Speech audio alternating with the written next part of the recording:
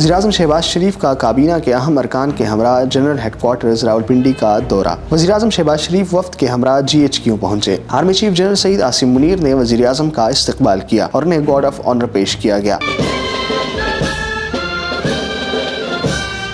ISPR کے مطابق دورے کے دوران وزیراعظم اور کابینہ کے ارکان کو موجودہ سیکیورٹی ماحول، خطرات، سیکیورٹی خطرات سے نمٹنے اور انسداد دہشت گردی کی جاری کارروائیوں کے بارے میں بریفنگ دی گئی۔ اس دوران وزیراعظم اور کابینہ کے ارکان نے فوجی قیادت سے قومی سلامتی، علاقائی استحکام اور فوجی تیاریوں کے امور پر تبادلہ خیال کیا۔ وزیراعظم نے شہداء کو خراج عقیدت پیش کرنے کے لیے یادگار شہداء پر پھولوں کی چادر چڑھائی۔